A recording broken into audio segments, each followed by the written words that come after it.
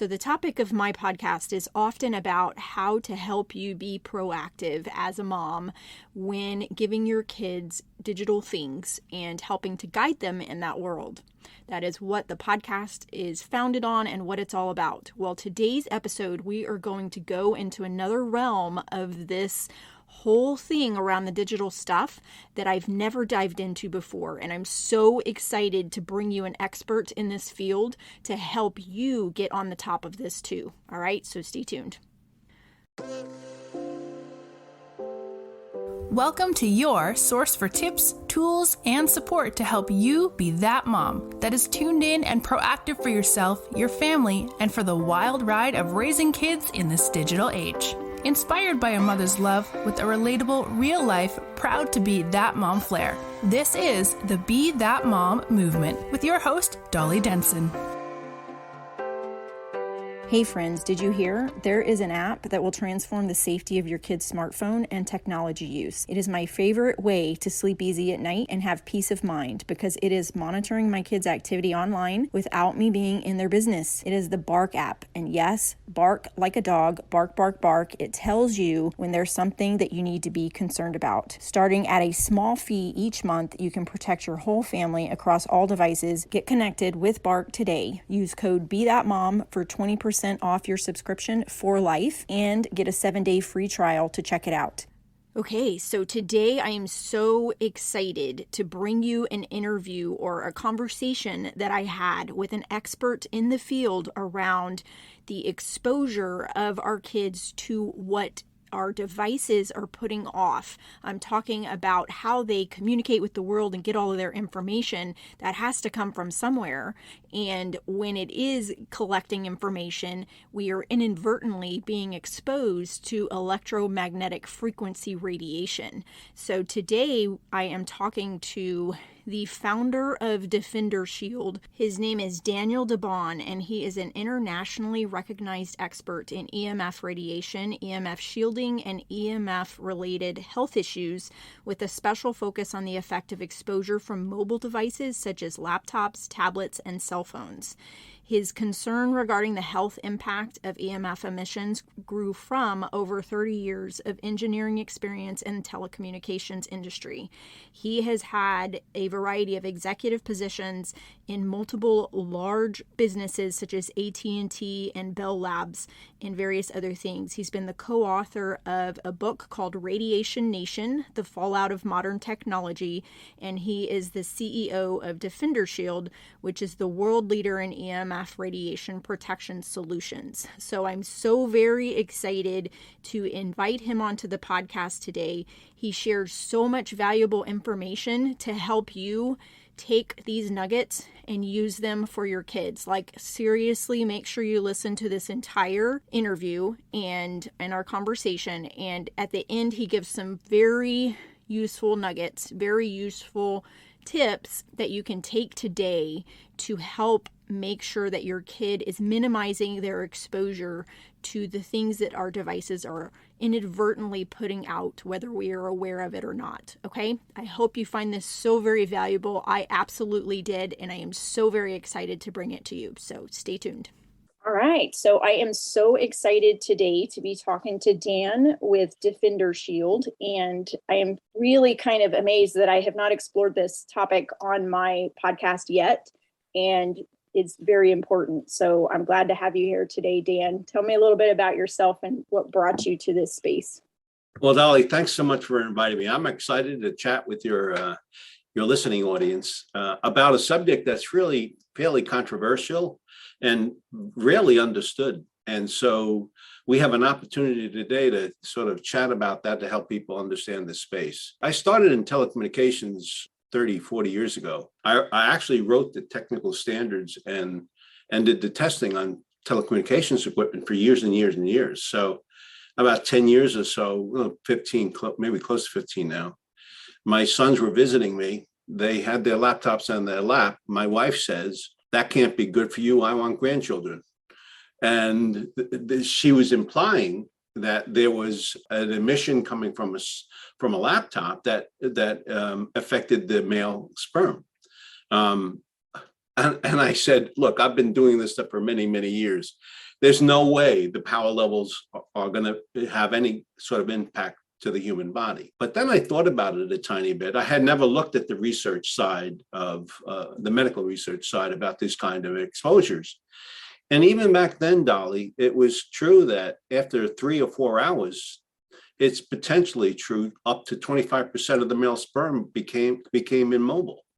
So we knew from that study work that it actually can affect you. And then, of course, other data that I was stumbling across, stuff I've never looked at before, seemed to verify that there are potential concerns that we should have as parents and users of these technologies. I built a laptop shield for my sons because I'm actually a mechanical engineer, although I'm an industry, I spent in the electrical world. And I built a shielding device for my kids. And by the way, Dolly, I still don't have grandchildren, but that was the whole purpose of starting this journey. So that's how I got started. And once I had a device to protect, I started building other devices that were sort of using the same technology I had. And then my son and I wrote a book, Radiation Nation. And the purpose of it was so people could read it and sort of make decisions about this controversial space themselves. So that's actually how I got started. It's really interesting. And isn't it crazy that it's kind of like we won't have anything on our radar until someone makes a comment or, just kind of spikes your interest on something, and then it takes you down a rabbit hole of exploring that a little bit. Oh, yeah. I mean, I used to worry about electronics interfering with electronics. I never worried about electronics interfering with the human body. But after my wife's comment, she had an intuition, which is actually pretty accurate. And it did start a journey that didn't intend, but certainly have embraced over the last 10 years. Yeah.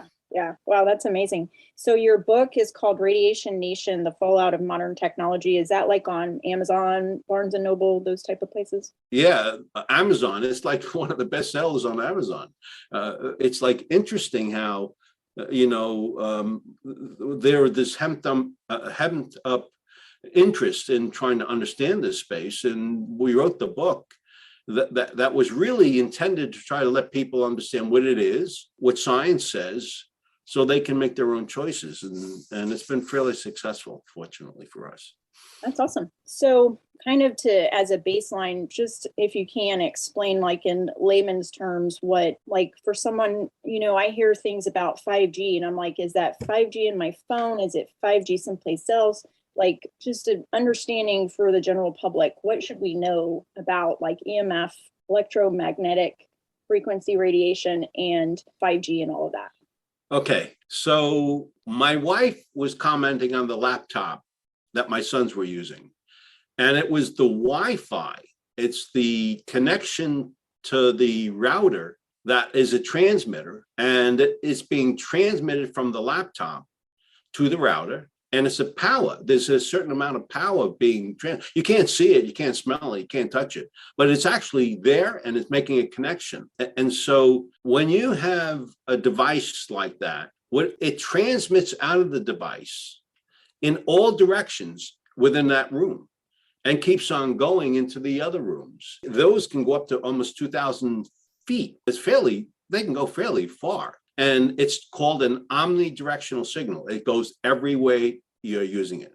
Well, that's true for cell phones, tablets, anything that's using Bluetooth, Wi-Fi, or cell tower connections are transmitting power. With a cell phone, you have the generations of cell phones, the first, second, third, and fourth generation. And then, as you pointed out, you have a fifth generation. The fourth generation, up to the fourth generation, those signals that you use for your cell phone, they can go actually up to 5 miles.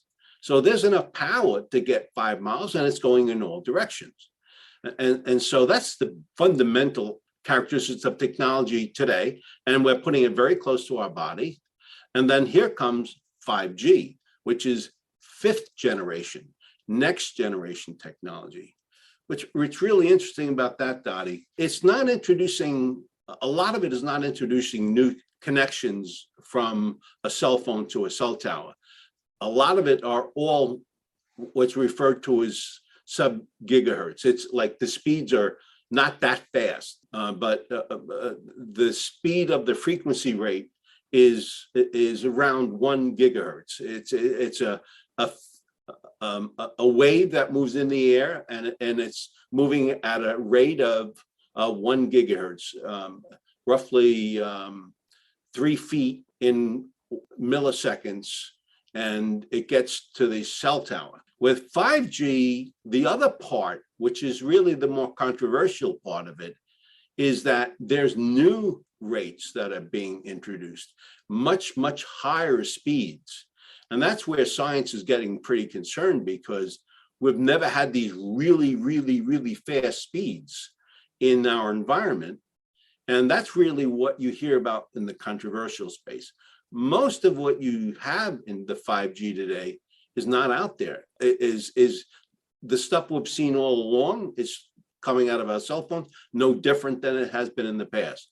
But it's when it's the small cell site, the cell tower right in front of your house that's about 15 feet high or less, and it's transmitting at much, much higher fast, 23 gigahertz, 60 gigahertz, 90 gigahertz.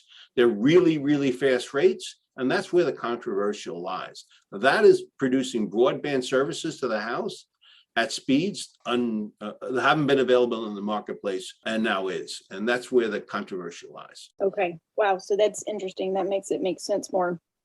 So what are you mentioned the thing about the sperm count. What are the health effects and the things that are known? So it varies substantially. Some research scientists that do the work talk about the danger potentially can lead to cell damage, DNA damage, cell damage. And Dr. Powell, for example, or Paul, however you want to announce it, he talks about the cell breaking down and becoming potentially a tumor or a non-cancerous or cancerous tumor. That has been reinforced by study work for the National Toxicity Program, which is the federal government's study several years ago with $25 million they spent, and they found that the epidemiology study that found frontal lobe cancer and heart cancers related to exposures, statistically significant changes. In other words, the populations were big enough that we could conclude from the epidemiology study that there could potentially be that danger with that kind of exposure.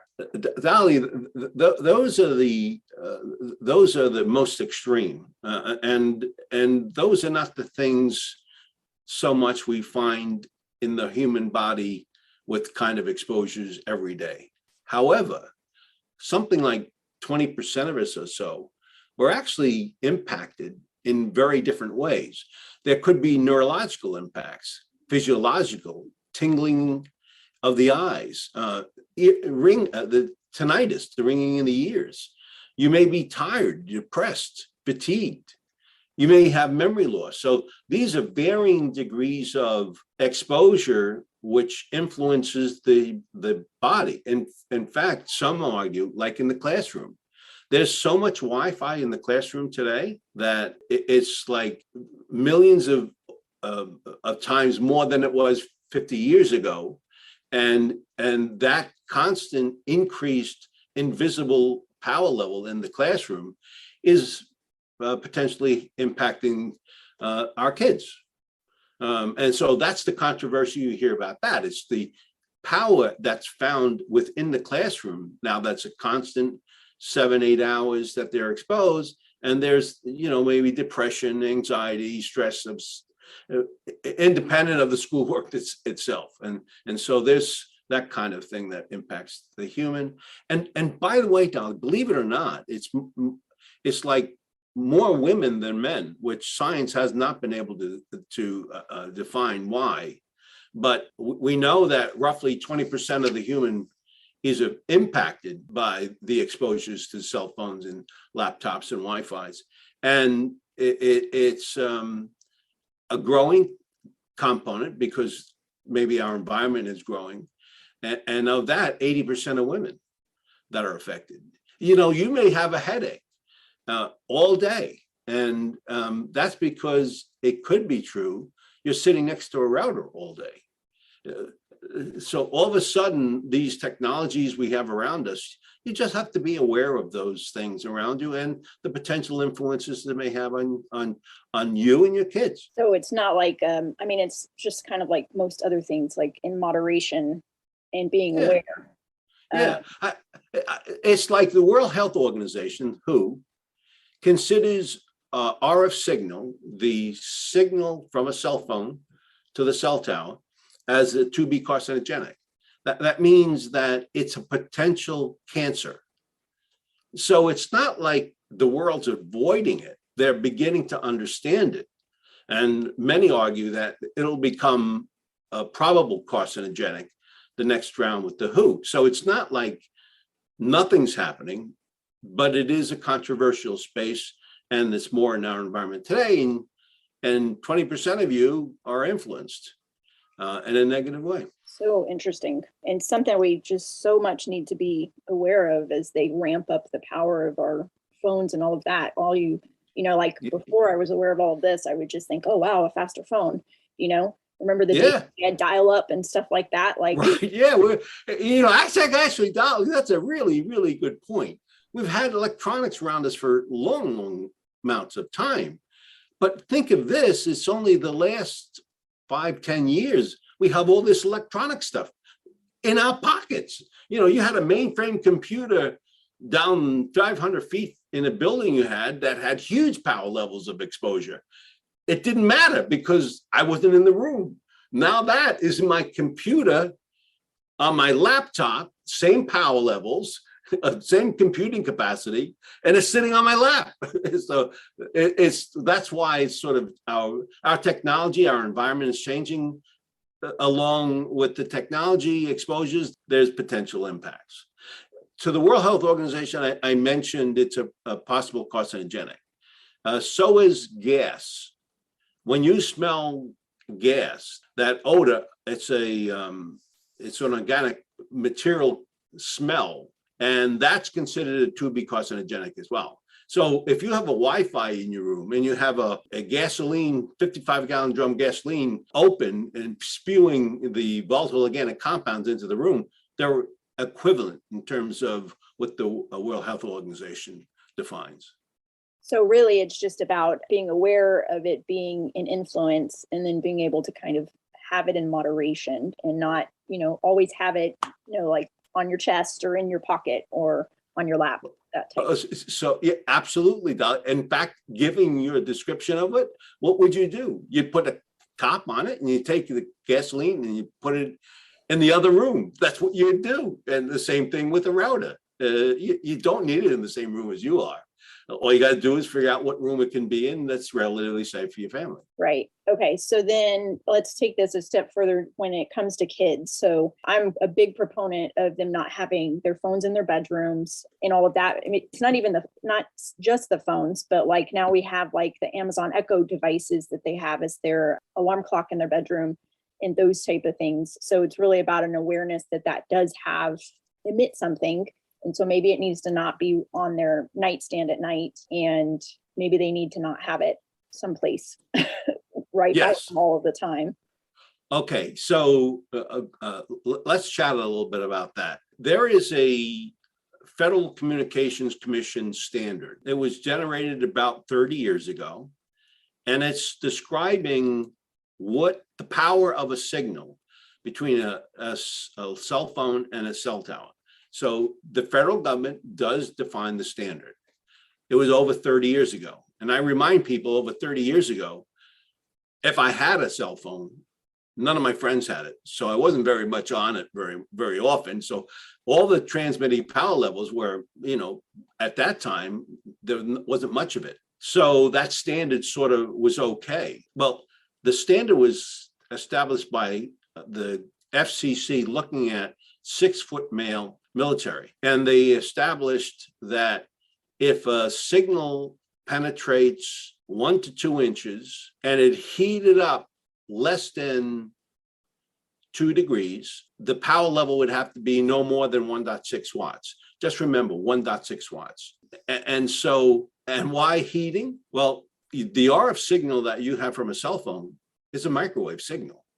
You know, a microwave works at 2.3 gigahertz and a cell phone is about 1 gigahertz.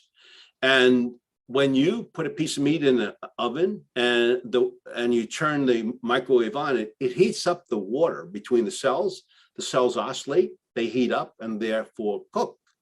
Well, that's what the standard prevents in theory, that it can only heat up more than 2 degrees because it's a thermal signal. Okay, how many people does that represent in our population? About 3%. We have smaller men, smaller women, young kids.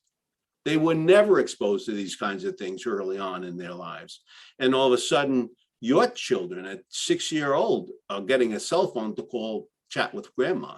And so the standard that was developed 30 years ago to protect the user represents protection for about 3% of the population. What does that mean? Well, again, the cell phone standard protects a 6-foot male from 1 to 2 inches penetration into the head. Your 6-year-old child, it goes completely through their head. There is no resistive path for that signal. Because remember, it's omnidirectional signal. It's not just connecting to the cell tower, it's also going through your head. And so now you have a 6-year-old child that's using a phone fairly regularly, unlike you and me when we were growing up, and it's going completely through. So what's the implication? We really don't know, because phones have not been around that long at this kind of pervasive use. And so the standard is not been updated by the FCC, and there is a lot of controversy from the medical community and the FCC, actually to the extent, Dolly, that they actually went to a court. They had an appeals court in Kennedy and Dr. Deborah Davis, a couple of scientists. They brought a court case to the FCC, and the FCC lost in court because they actually didn't evaluate modern science to understand where it really was and how much impact it really had on the human. So the FCC has been pushed back to look at it. So we know for sure, as I said, it represents 3% of the population. And we have a plethora, thousands and thousands and thousands of studies that show potential concerns. And so even the FCC has been pushed back to start looking at it. So for all of us, all that means is you have to be aware of what you're using and how you're using it and how much time you're using it, and know your environment. Oh, very interesting. I mean, like the gist of it is there are concerns. We don't know exactly the impact, but for a small body and a small child, we know it's not a positive thing, most likely. Right. And right, we don't know. I mean, we honestly don't know. Like we were talking about 5G. You know, most of 5G is going to be fine. It's sort of the same as everything, not fine. It's still the same as everything else has been for us. But the stuff in front of your house, the 23 gigahertz, if someone tells you, a scientist tells you that it's dangerous, they don't know what they're talking about, because there's no studies that characterize what the danger could be or not be. It's just different. If you're an informed researcher, you may think there could be comparisons to the current technologies being used to that new, but we really, as you just pointed out, we really don't know. And so that's where caution becomes important. Right. So then tell me what you have created with your company, Defendershield, as far as like what products you have and how that can help parents out there with devices. Well, I mentioned to you about my son's using a device I created called a Defender Pad. And it's a bunch of shielding technologies we put into a platform to prevent the signals from passing from the device to the human. We have cell phones, shielding devices, we have blankets, we have pregnancy protection. Why do I say pregnancy protection? There are some scientists that say when a young woman, 12 years old, puts a cell phone in her back pocket, the signal is strong enough to influence the egg, maybe potentially mutate the egg. And so when a child puts it and she becomes married and wants kids, there's a potential for that mutated egg to be influenced in the child if a child's born. So there's that kind of concern, and that's why I began looking pregnant. We know from a study in San Francisco that at high levels of exposure to first trimesters, you are 3 times more likely to miscarriage in that first trimester with those high elevated conditions. So you have to be aware of those, and that's why the protection for the pregnant woman. We have pouches. I have earbuds I'm using right now as we're chatting, and I actually created a device in which I convert the electrical signal and I put it into an acoustical connection. So I have no emissions at all at the head level. So that was another one of the devices we came up with that it's not much. Let's put it this way. When you have a cell phone directly to your head, as we've talked about, there's a potential that it can influence the frontal lobe cells. If you have it 1 to 2 feet away, 80% of that danger is gone. By 4 foot, 98% is gone. So we have devices when you choose to pick something close to your body, but you don't need it close to your body. If you're taking a cell phone and you put it 4 foot or more away, a laptop 4 foot or more away, you're actually fairly safe. And it turns out that if you have a laptop not in your lap, on your desk, and you use an Ethernet connection to it, you really don't need any device protection, because all you're doing is moving that signal that would be the Wi-Fi signal to the router, and you're eliminating it by connecting it. So there are ways of mitigating potential dangers by simply managing your environment. In fact, Dolly, I often talk about it as bees in the room. If you're aware of where the bees are, the transmitting power levels, and you begin turning them off or moving them away, you reduce exposure in general. One bee won't kill you, 1,000 will. And all you have to do is think about where those bees are in the room and just turn them off or move them away. And you're pretty safe, very safe, actually, by simple management of your time. Another thing is, it's not just the closeness, how close you are to the device, it's how much you use the device. If you're using a device a couple of minutes a day, a cell phone to your head a couple of minutes a day, it was unlikely that it'll ever impact you. If you're using it heavily, more than an hour to 2 every day, in 10 years, you're 2 to 3 times more likely to have frontal lobe cancer, believe it or not. And so the duration of use of the technology is also important. So let me get back to other things we have. We have blankets that are for moms that want it. Actually, it was a baby blanket originally, but a lot of adults use it, believe it or not. We have the earbuds, adult headsets that are acoustical, pouches, blankets, devices that you can attach to. We have a whole bunch of different products, all designed to protect you if you choose to have a device close to your body for an extended period of time. Okay, I love that kind of that summary and your points about being 4 feet or more away, connecting laptop to an Ethernet cable, and then the duration that you're using the device. Those are 3 really good things that parents can use as a strategy for mitigating the exposure. Right. In addition to the tools that you Sally, let's say you're taking your child in a stroller.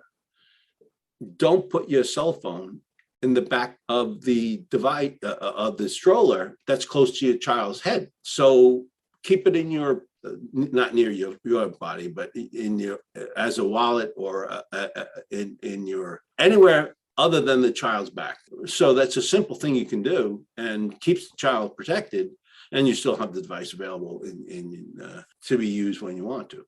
Mm-hmm. So then you could also the pouches and things that you have, you could certainly use one of those. Yeah, right, exactly. Exposure while you're on your walk. Dolly, we were talking, I just remembered there was some other question about sleep you were talking about. And so let's talk about that, because that's important, because kids are going to bed with these I'll give an example by telling you a story. I was on a podcast and I was talking to this person, very, very bright person. And I said, your bedroom's a sanctuary. There should be no transmitting signals in that room. All devices, even in the case of a cell phone, I don't even recommend you put it 4 foot or more away. Get it out of the room. You don't need it in that room. Eliminate all those kinds of things. And the person was very nice. And she said, well, like, that's good coaching. I'm sure that my husband and I, we have our phones in our room. And well, thank you so much for letting us know. About 3 or 4 weeks later, she calls me up and she said, I didn't believe a word you said. The way she was describing it, she says, I didn't believe a word you said. And I said, the RF signal influences the head. It influences the sleep.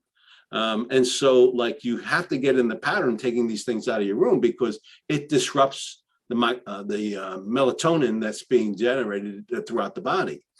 And she said, my husband and I are now sleeping throughout the night. We simply took the laptops, or in fact, it was the phones, out of our rooms. The other dimension of that discussion I had with her was simple. When you look at a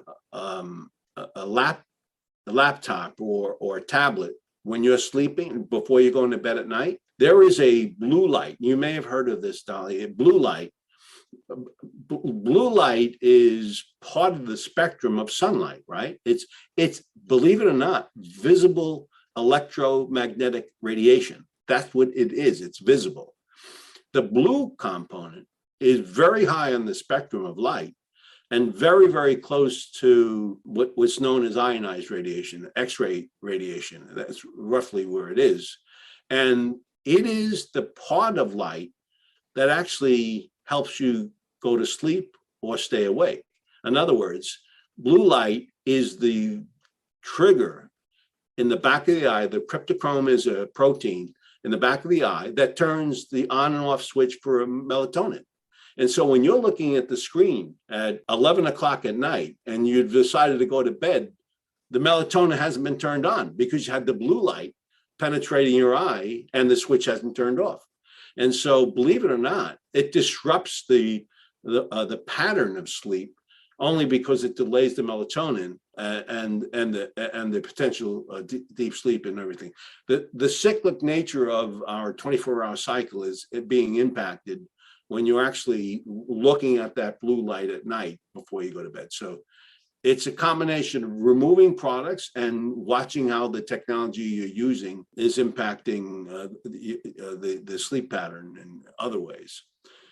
So it is no question very important for sleep that you really pull tablets, laptops, cell phones out of your sleeping area, particularly if it's close to you. You do not want to do it because it is disrupting your sleep pattern.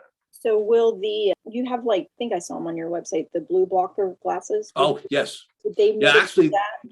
Yeah, actually, that's why I did it, because people were like, during the day, you're not going to not use a screen, and it is only the blue component of the signal of the light that you're worried about. So we have filters that we put on that takes that signal out, and we have a light 50% shielding and another one that's 99% shielding.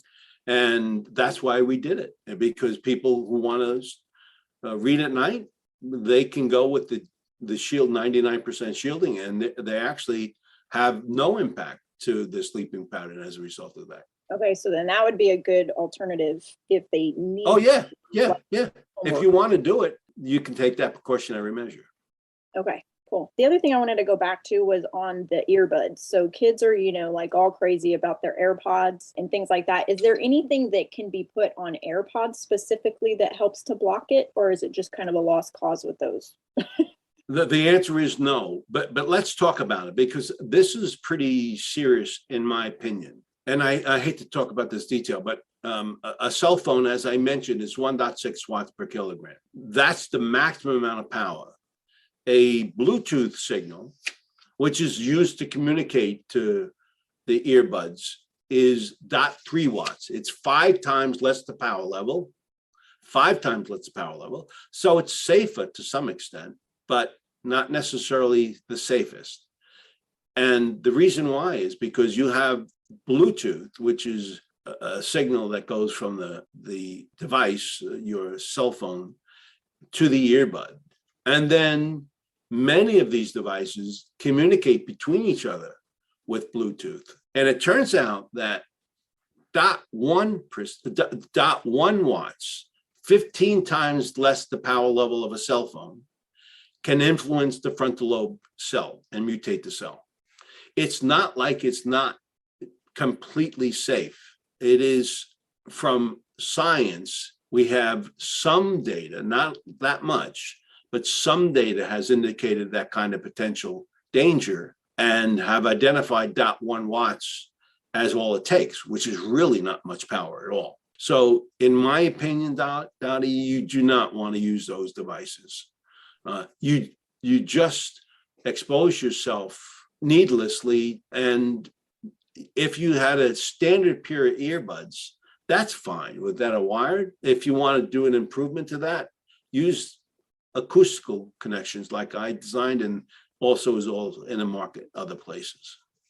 Okay, yeah, that was going to be my next question, was the difference between the wired ones and the wireless ones. Because like all of the iPhones now, you have to use an adapter in order to use the wire ones because they don't have a jack anymore.